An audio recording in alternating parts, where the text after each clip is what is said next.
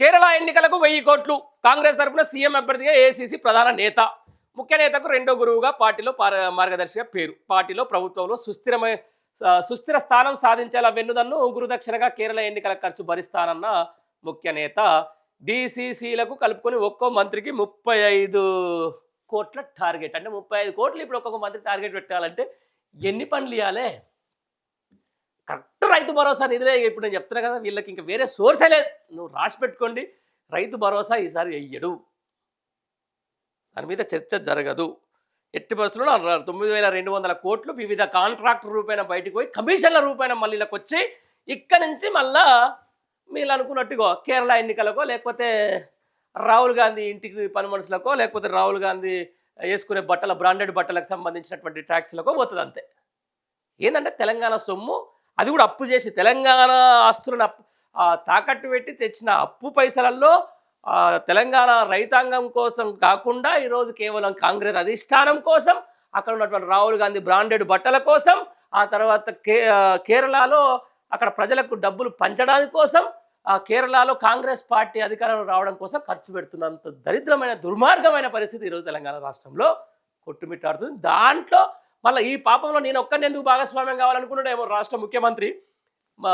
మంత్రులకు చెప్పినా కదా, మంత్రులకు 35 నుంచి 50 కోట్లు. ఇంక 4 రోజులు ఉండాలంటే మరి తప్పదు, వాళ్ళకి ఇది వేయాలి, ఏం చేయాలి, మంత్రులు ఇవ్వాలి.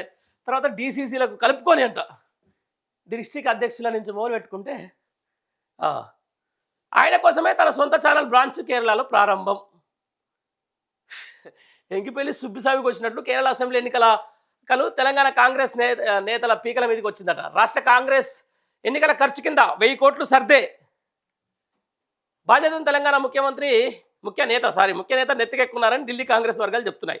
తన మార్గదర్శిని సీఎం అభ్యర్థిగా ఎంపిక చేసినందుకు కృతజ్ఞతగా తాను 500 కోట్లు పంపిస్తానని, ఇంకో 500 కోట్లు మంత్రివర్గం నుంచి ముక్కు పిండి వసూలు చేస్తానని ముఖ్య నేత ఒప్పుకున్నట్లు ఢిల్లీ వర్గాల్లో చర్చ జరుగుతున్నది.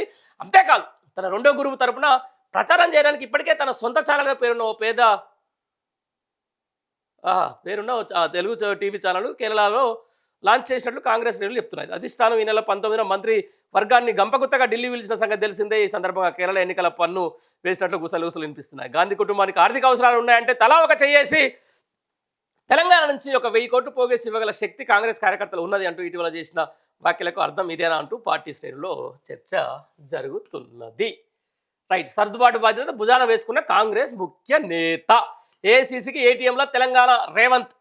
ఆత్మగౌరవం ఢిల్లీలో తాగడబెట్టిన సీఎం. హామీల అమలుకు నిధులు లేవంటూ కుంటి సాగులు 3 లక్షల కోట్లు అప్పు తెచ్చి ఒక ఇటుకనే పేర్చావా. ఎక్స్ ద్వారా బీఆర్ఎస్ వర్కింగ్ ప్రెసిడెంట్ కేటీఆర్ ధ్వజం అని చెప్పేసి ఇంకొక వార్త.